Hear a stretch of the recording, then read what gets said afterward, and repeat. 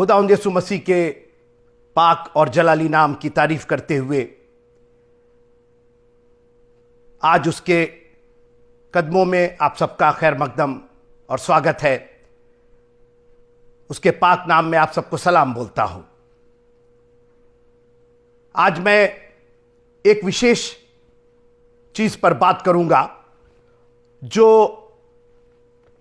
विशेष इस्राएल देश से मंगाई गई है। और मैं अगर थोड़ा इसको आपको नज़दीक से दिखाऊं, अगर आपको नज़दीक से दिखाऊं तो ये एक मैं यूं कहूं कि एक ब्रेड है जिस पर मैं आपसे बात करूंगा आज। इस ब्रेड को क्या कहते हैं, ये क्या ब्रेड है, इस पर मैं आपसे बात करूंगा। लेकिन आप मेहरबानी से इस वीडियो को शेयर कीजिए। लेकिन इसके पहले कि हम खुदा के कलाम में जाएं, आइए ये खूबसूरत एक गीत सुनते हैं।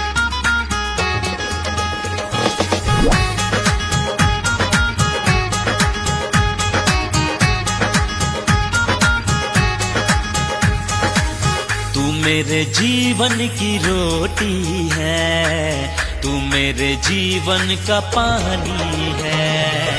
तू मेरे जीवन की रोटी है, तू मेरे जीवन का पानी है। खाता रहूं, पीता रहूं, खाता रहूं, पीता रहूं, तेरी ही महिमा गाता रहूं।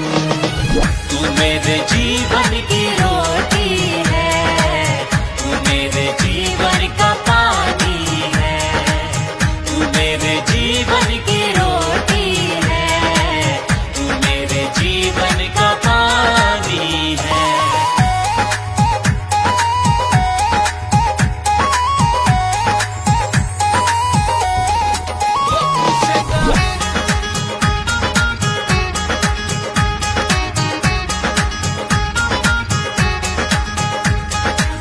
मुझको मिली है जिंदगानी है, मुझको मिली है जिंदगानी है। तेरी ही दी कुर्बानी है, तेरी ही दी कुर्बानी है। तूने मुझे नया जीवन। एक बार फिर से आप सबों का स्वागत है परमेश्वर के इस कलाम के करीब। पुराने नियम की बातें नए नियम की छाया है और इसलिए नए नियम का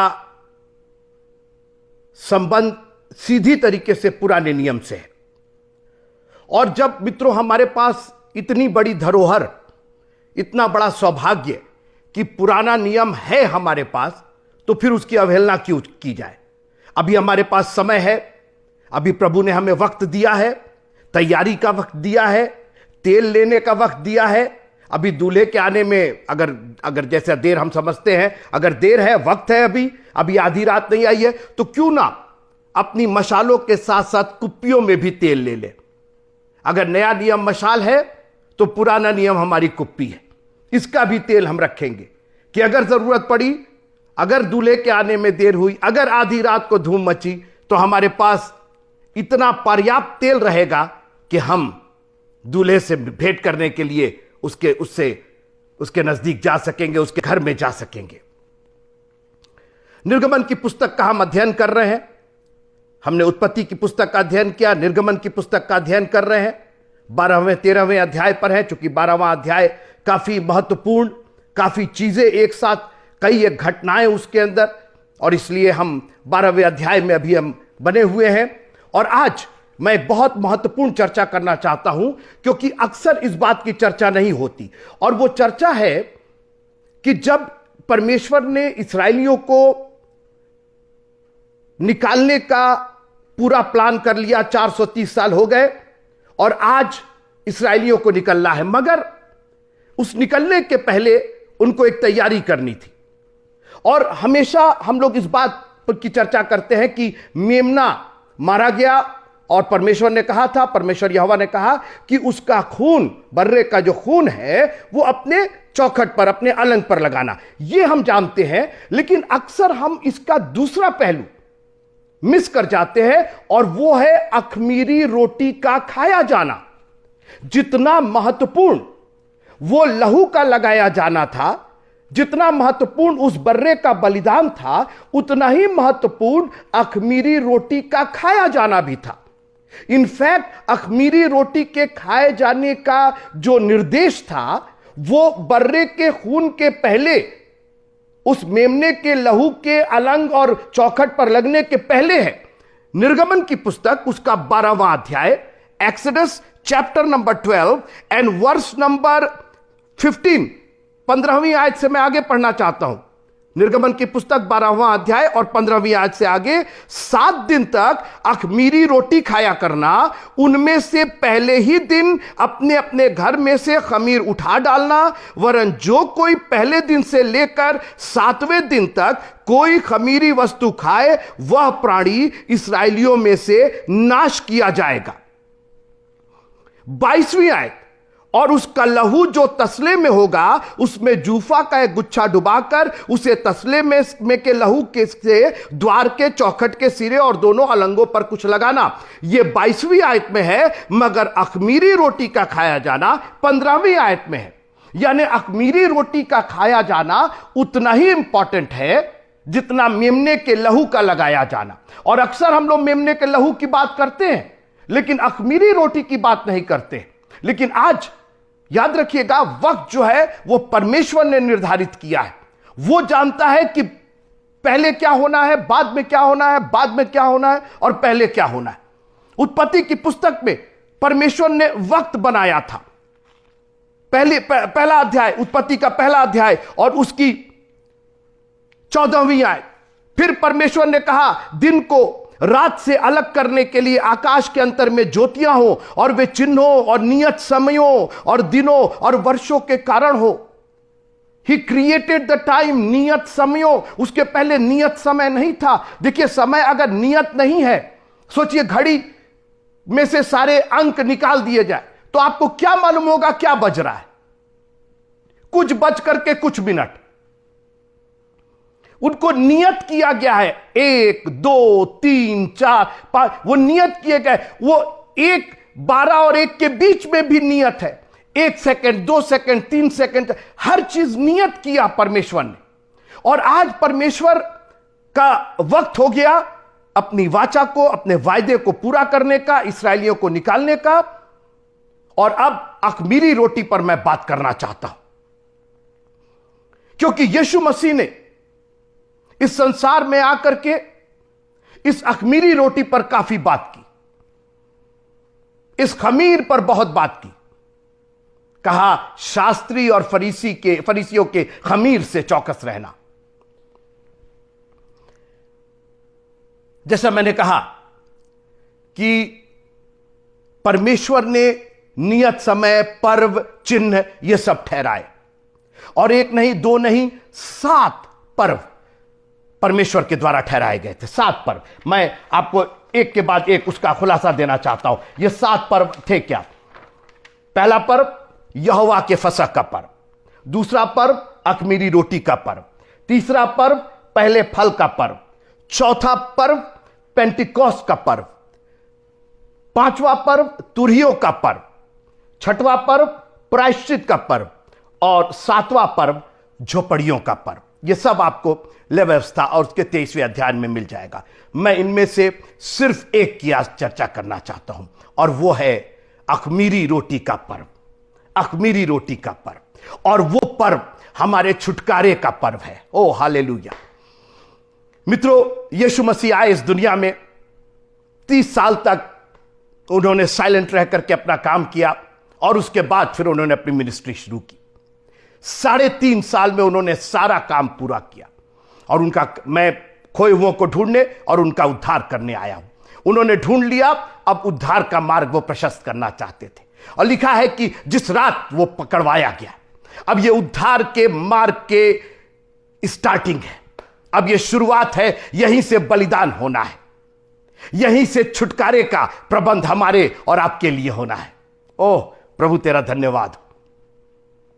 और उस रात चेलों के साथ बैठ करके उन्होंने फसह खाई, यहोवा का फसह खाई, जिसको पास ओवर कहते हैं। जब उस खून को देख करके फरिश्ता, मौत का फरिश्ता आगे बढ़ गया था, that was the pass over. परमेश्वर पास ओवर हो गया, आगे निकल गया, पास कर गया, वहां से आगे निकल गया। खून को देख करके, उस बर्रे के बलिदान के लहू को देख करके वो आगे निकल गया। मगर अभी अख़मीरी रोटी का पर्व बाकी है। और जिस रात वो पकड़वाया गया, उसने बेयारी के पीछे, बेयारी मतलब डिनर, खाने के पीछे, जब खाना खा लिए वो लोग, फसह खा लिए वो लोग, उसके बाद उन्होंने रोटी ली, यीशु मसीह ने रोटी ली। और आज मैं इसी रोटी की चर्चा करना चाहता हूं, मैं इसी रोटी की चर्चा करना चाहता हूं, अख़मीरी रोटी। मित्रों, परमेश्वर इस खमीर और अख़मीर में इतना गंभीर था। मेरी बात फिर से सुनिएगा, इस खमीर और अखमीरी रोटी में, आटे में इतना गंभीर था। He was so serious about it कि सुनिएगा, निर्गमन की पुस्तक उसका 12वां अध्याय 15वीं आयत, 7 दिन तक तो अखमीरी रोटी खाया करना जिसमें खमीर ना हो, उनमें से पहले ही दिन अपने अपने घर में से खमीर उठा डालना, हटा देना बिल्कुल। और सुनिए, अगर नहीं, अरे क्या हुआ, रहने दो, कोई बात नहीं, फिर काम आ जाएगा, वहां रख दो, कोने में रख दो, यहां रख दो, नहीं नहीं नहीं नहीं, नहीं। वरन जो कोई, आप, हम, ये, वो, यस, एनीबॉडी, जो कोई पहले दिन से लेकर के 7वें दिन तक कोई खमीरी वस्तु खाएगा। अरे एक तो बिस्किट ही तो खाए हैं, अरे थोड़ा सा चोरी तो किए हैं, अरे इस बार का ही 10वां अंश तो नहीं दिए हैं, कोई खमीरी वस्तु नहीं खाना है। God is so serious about it. इसको हम लोगों ने, ये जो हम लोग होली कम्युनियन करते हैं ना, इसको हम लोगों ने एक रिचुअल बनाकर, मित्रों ये रिचुअल नहीं है, ये रीत रिवाज नहीं है। आपने बांध दिया हर दूसरे संडे, हर चौथे संडे, हर जगह, अरे कर क्या रहे हैं आप? आजकल मैंने देखा बड़े बड़े चर्चेस ऑनलाइन होली कम्युनियन कर रहे हैं। अरे ऐसे होली कम्युनियन नहीं होता, खमीर को हटाना है, और खमीर पाप का द्योतक है, एक भी पाप नहीं हो। God is so serious about it. क्या लिखा हुआ है कि वरन जो कोई पहले दिन से लेकर 7वें दिन तक कोई खमीरी वस्तु खाए, वह प्राणी इस्राएलियों में से, मसीहियों में से, क्रिश्चियंस में से, कांग्रीगेशन में से नाश किया जाएगा। मारा नहीं जाएगा मित्रों, नाश किया जाएगा।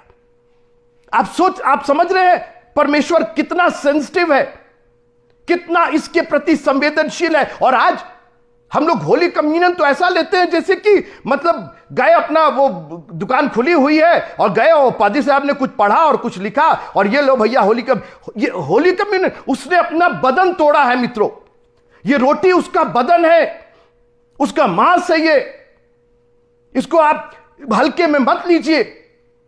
आप कुछ ना खाइए चलेगा, लिखा है कि जब कभी तुम मेरी याद में करना। और पौलुस ने इसकी गंभीरता को समझाया, बोला कि तुम लोग ने कई बार अनुचित रीत से खाया है, तुम बीमार पड़ गए हो और कई तुम में मर गए हैं। आज मैं चैलेंज करना चाहता हूं, ये वीडियो पर जो पास्टर जी, ठीक है, ये पास्टर को अधिकार है, उसको ये अधिकार दिया गया, वो अनॉइंटेड है, वो अपॉइंटेड है। लेकिन कांग्रीगेशन अपने अपने घरों में, कोई पजामा पहन के बैठा हुआ है, कोई अंडरवेयर पहन के बैठा हुआ है, कोई कैसे बैठा हुआ है। मित्रों, मैं किसी पर्सनल खिलाफ नहीं हूं, लेकिन परमेश्वर के वचन की गंभीरता को तो देखना पड़ेगा। उसने हमारे लिए जान दी है मित्रों, उसने अपना बदन तोड़ा है हमारे लिए। This is very very serious matter. ये जो हमारे लिए उसने पर्व दिया है, ये बहुत ही सीरियस है। और आज भी जो यहूदी लोग हैं इसको बहुत सीरियसली लेते हैं। आप कभी उनका वो देखिए जो कम्युनियन देते हैं, कितने सीरियस होकर के 7 दिन तक अपने आप को पवित्र करते हैं। वो 7 दिन तक, पहले दिन खमीर हटा दिया जाए, 7 डेज। ये बताइए, आप जब कम्युनियन लेते हैं तो उसके कितने दिन पहले आपने अपने आप को तैयार और माफी मांगना शुरू किया है? आप तो गए और आप पता चला कि होली कम्युनियन है तो आप भी लाइन में लग गए। अरे आप नहीं खाइएगा वो चलेगा, परमेश्वर की दया आप पर रहेगी, लेकिन अनुचित तरीके से उसको नहीं करना है मित्रों। कई बार हमारा मोटिव ठीक होता है, मैं समझ सकता हूं कि लॉकडाउन था और चर्चेस नहीं खुले थे, कांग्रीगेशन नहीं आ रही थी, मत करिए वो चलेगा। परमेश्वर को भी मालूम है कि लॉकडाउन है और कांग्रीगेशन नहीं आ रही है, लेकिन अनुचित तरीके से, पौलुस ने वर्ड लिखा है, अनुचित तरीके से मत खाना उसको। और यह खमीर, बाइबल कहती है कि थोड़ा सा खमीर पूरे आटे को खमीर बना देता है। और परमेश्वर इसके प्रति इतना गंभीर है कि पहला कुरिन्थियों उसके 5वें अध्याय के 6वें पद से लिखा है, तुम्हारा घमंड करना अच्छा नहीं। अब खमीर की बात मैं कर रहा हूं। देखिए, हमने शुरू किया पुराने नियम से, मगर नए नियम में उसका जिक्र है। केवल घमंड केवल पुराने नियम में नहीं था, नए नियम में। और परमेश्वर ने वहीं से इस्राएलियों को नम्र और दीन, खमीर निकालो अपना, अखमीरी, अनलेवन, तुम्हारा कहीं घमंडी ना हो जाओ तुम, कहीं गर्व ना हो जाए तुमको। और आज अगर परमेश्वर को किसी चीज से नफरत है तो वो घमंड से है, क्योंकि ये घमंड जो है हम लोग का, ये डायरेक्ट गॉड को चैलेंज करता है। जो शैतान, जो फरिश्ता गिराया गया, क्या था लिखा कि उसका मन फूल गया था। और जब भी एक राजा, उजिया राजा, उसका मन फूल गया था, घमंड आ गया था। तुम्हारा घमंड करना अच्छा नहीं। क्या तुम नहीं जानते कि थोड़ा सा खमीर, सोचिए, घमंड को खमीर से कनेक्ट किया गया है। थोड़ा सा खमीर, अरे थोड़ा ही सा तो घमंड है, केवल अपनी एजुकेशन का तो घमंड है, अपनी नौकरी का तो घमंड है, अपने बच्चों का तो घमंड है, अपने परिवार का, थोड़ा ही सा तो होता है खमीर, थोड़ा सा। क्योंकि देखिए, तुरंत खमीर की चर्चा की गई है। थोड़ा सा खमीर पूरे गूंधे हुए आटे को खमीर कर देता है। फिर घमंडी घमंड दिखाई देने लगता है। और घमंड आप किसी इंसान से नहीं, मैंने कहा घमंड जो है वो गॉड को चैलेंज करता है। मैंने कहा, मैंने किया, ये जो मैं है मित्रों, कहां यह कहना प्रभु तेरी दया, तेरा अनुग्रह। आगे सुनिए, पुराना खमीर निकालकर अपने आप को शुद्ध करो कि नया गूंधा हुआ आटा बन जाओ, ताकि तुम अखमीरी हो। Take the leaven out and become unleaven. ये घमंड का जो खमीर है, ये हमारे में से दूर किया जाए, क्योंकि हमारा भी फसा जो मसीह है, बलिदान हुआ है। सो आओ हम उत्सव में आनंद मनाए, ना तो पुराने खमीर से और ना बुराई और दुष्टता के खमीर से, परंतु सिधाई और सच्चाई की अखमीरी रोटी से। अब मैं बात करना चाहता हूं ये सिधाई और सच्चाई की अखमीरी रोटी। यीशु मसीह ने कहा, जीवन की रोटी मैं हूं। हालेलुया। जिसमें सच्चाई भी थी और जिसमें सिधाई भी थी, जिसमें पवित्रता थी। मार्ग, सत्य और जीवन मैं हूं। When we eat this is not just some bread here and there। ये कोई वेफर और कोई यहां का बना हुआ वहां का। हम मसीह की देह को ग्रहण कर रहे हैं मित्रों। हम उसके बदन को ग्रहण कर रहे हैं, जो मेरे और आपके वास्ते तोड़ा गया है। पुराने खमीर को निकाल दो, दुष्टता को निकाल दो, बुराई को निकाल दो, घमंड को निकाल दो। इसके पहले कि तुम मेमने का बलिदान करो और उसका लहू लगाओ, एक काम करो, अपने आप को शुद्ध करो। उसने रोटी ली और तोड़ करके चेलों को दी, और उसके बाद फिर उसने प्याला लिया। फिर उसने कहा, यह मेरा नई वाचा का लहू है जो तुम्हारे वास्ते बहाया जाता है। कैसा प्यारा प्रभु है मित्रों, हमारे और आपके वास्ते उसने पूरा एक प्लान सेट करके रख दिया। हमें कुछ करना ही नहीं है, सारी चीजें परफेक्ट है। और एक अच्छी बात है कि अगर आप वास्तव में उसके पीछे चलेंगे मित्रों, तो आपको ना दुष्टता करने की जरूरत है, ना बुराई करने की जरूरत है, ना घमंड करने की जरूरत है। आपको इनकी जरूरत ही नहीं पड़ेगी, क्योंकि खुदा आपको इसके बगैर ही इतनी बरकत दे देगा, आपको इतनी प्रॉस्पेरिटी दे देगा, इतनी प्रसिद्धि और इतनी संपन्नता दे देगा कि ना तो आपको घमंड करने की जरूरत पड़ेगी, ना बुराई करने की जरूरत पड़ेगी, ना दुष्टता करने की जरूरत पड़ेगी। आप बस यही दुआ करेंगे कि हमें परीक्षा में ना पढ़ने दे, बल्कि बुराई से बचा, क्योंकि राज, पराक्रम और महिमा सदा सर्वदा तेरे है। खुदावन, तेरा राज्य है, तेरा पराक्रम है, तेरी महिमा है। हम बुराई में पड़ कैसे रहे? हम तो तेरे हैं खुदावन। हम नम्र और दीन बन करके, हलीम बन करके तेरे सामने तेरी स्तुति और बड़ाई करेंगे। देखिए, जब आप स्तुति और बड़ाई करते हैं ना, तो आप अपने घमंड को खत्म कर देते हैं, क्योंकि घमंड के साथ स्तुति और बड़ाई हो ही नहीं सकती। अगर आप घमंड कर रहे हैं तो प्रेज एंड वर्शिप हो ही नहीं सकता। आप किसी और का प्रेज एंड वर्शिप, जैसे मान लीजिए कि आपका कोई राइवल है, कोई आपका दुश्मन है, आप उसके सामने घमंड कर रहे हैं, तो उसकी आप तारीफ कैसे कर सकते हैं? लेकिन जब आप प्रभु की तारीफ करते हैं और दिल खोल करके, किसी रिचुअल से नहीं, किसी ने उकसाया, जब leader praise and worship leader खड़े हुए, कोई बात नहीं, आप हो चाहे ना हो, हम लोग प्रेज एंड वर्शिप लीडर को खोजते हैं। कीबोर्ड पर कोई नहीं है और गिटार पर कोई नहीं है और ड्रम पर कोई, I don't need anybody, I am humble and I am going to praise and worship my king and king, lord of Lord's.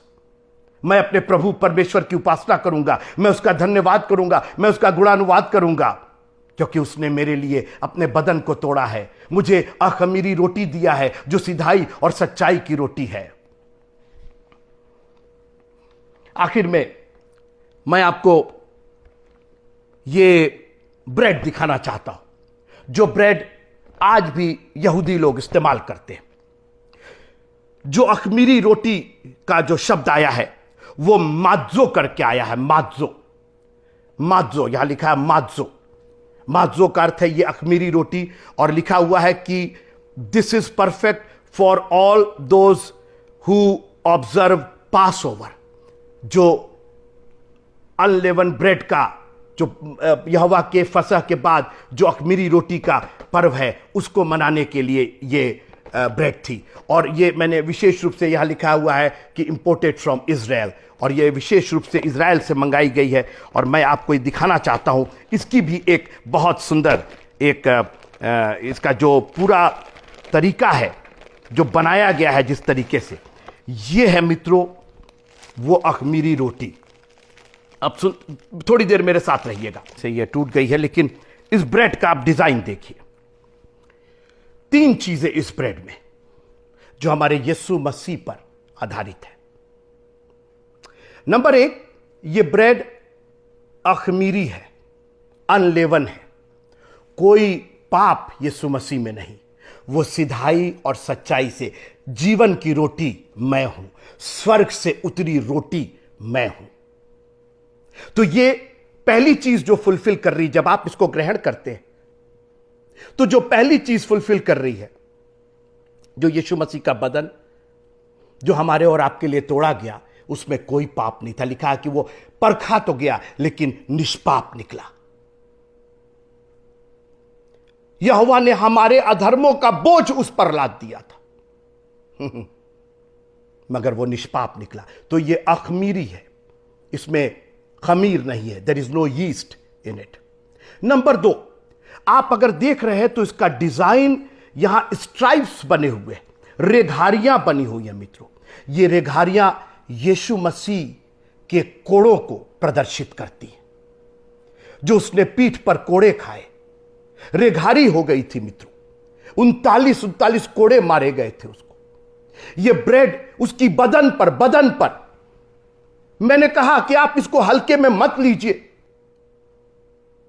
मेरे तो बिल्कुल रोंगटे खड़े हो गए जब मैं इस ब्रेड को अपने हाथ में ले रहा हूं, और मैं ये सोच रहा हूं कि किस तरीके से ये ब्रेड रिप्रेजेंट कर रही है हमारे यीशु मसीह का बलिदान। उन्होंने कहा ये रोटी है, ये मेरा मांस है, ये मेरा बदन है जो तुम्हारे लिए तोड़ा गया। ये रेघारियां, लिखा है कि उसके मार खाने से हम चंगे हुए। जब आप इस रोटी को खाते हैं मित्रों, तो ये स्ट्राइप्स, ये रेघारियां इस बात का द्योतक है कि हमारा प्रभु हमारे लिए मारा गया, गाड़ा गया, तीसरे दिन मुर्दों में से जी उठा। हमारे प्रभु ने अपने पीठ पर कोड़े खाए और उसके मार खाने से हम चंगे हुए। और तीसरी चीज जो ये रोटी पूर्ण करती है, वो इसके अंदर छेद है। इस रोटी में छेद है, देयर आर होल्स। लिखा है कि जिन्होंने उसको बेधा है वो उस पर दृष्टि करेंगे।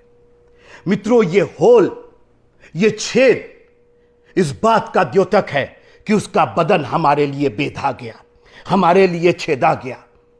उसके दोनों हाथों में कीले ठोकी गई, वो छेद हुआ था मित्रों। जब थोमा को विश्वास नहीं हुआ तो यीशु मसीह ने अपना हाथ बढ़ा दिया और कहा कि देखो मेरा ये बदन, इस छेद में हाथ डाल करके देखो। There is a hole in his hand, there is hole in his feet, उसके पैरों में और फिर उसके पांजर में, उसकी पसली में छेदा गया मित्रों, जहां से लहू और पानी निकला। ये रोटी मामूली रोटी नहीं है। जब इस्राएली निकल रहे थे बोले ये पर्व हमेशा मनाया जाएगा, बिल्कुल मनाइए।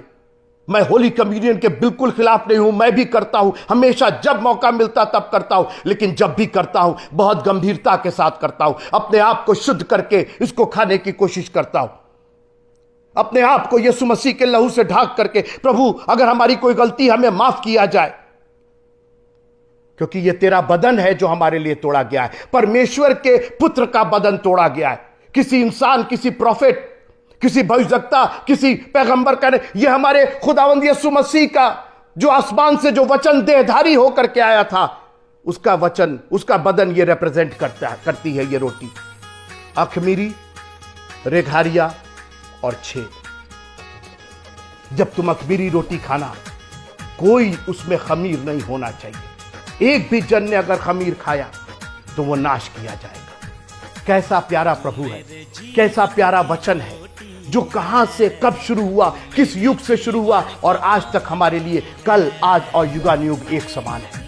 एक नया डायमेंशन, एक नया आयाम है कि कब परमेश्वर ने इस्राएलियों को छुड़ाया, मगर वो छुटकारा हमारे और आपके लिए एक चिन्ह था, एक एग्जाम्पल था। जिस तरीके से परमेश्वर ने इस्राएलियों को मिस्र से छुड़ाया, अपने वादे को पूरा किया, अपने वक्त को पूरा किया, नियत समय पर उसने वक्त को, उसने छुटकारे का काम पूरा किया। ठीक उसी तरीके से जब नियत समय आएगा, जब वक्त पूरा होगा, हमारा खुदावन हमको यहाँ से लेकर के जाएगा, हमें इस संसार के मिस्र से छुड़ाएगा, हमें फिरौन के गुलामी में नहीं रहने देगा। हम यहाँ से जाएंगे, आजाद होकर के जाएंगे और अपने प्यारे प्रभु के पास रहेंगे। लेकिन जब तक वो ना आए, उसके दुख को, उसकी मृत्यु का प्रचार करते रहेंगे। वो मृत्यु सिर्फ मृत्यु नहीं थी, उसका बदन तोड़ा गया और उसका लहू हमारे लिए बहाया गया। सिर्फ वो क्रूस पर जाकर के मर नहीं गया, मरने को तो बहुत से लोग उसके पहले भी क्रूस पर मरे और उस वक्त भी 2 चोर मर रहे थे, मगर उन चोरों के द्वारा हमारा उद्धार नहीं हुआ। सिर्फ जो क्रूस पर टंगा उसके द्वारा उद्धार नहीं हुआ, उसके पहले उसने अपना बदन तोड़ा था और अपना लहू बहाया था, और फिर वो क्रूस पर जाकर के हमारा श्राप, जो व्यवस्था के अधीन थे, उसको उसने हटा दिया। प्रभु तेरा धन्यवाद कि तेरा वचन आज भी हमारे पांव के लिए दीपक और हमारे पथ के लिए उजाला है। कई बार हम अंधेरे में चलते हैं मित्रों, लेकिन जब रोशनी आ जाती है, दीपक का उजाला आ जाता है, तो हमें ठोकर नहीं लगती और हम सही मार्ग में चलते हैं। प्रभु आप सबको बहुत आशीष दे और इस अखमीरी रोटी का महत्व आपको इतना जानने दे। उसको बार बार पढ़िएगा और कहिएगा, प्रभु हम शुद्ध मन से, शुद्ध हृदय से, शुद्ध विचार से आपके बदन और आपकी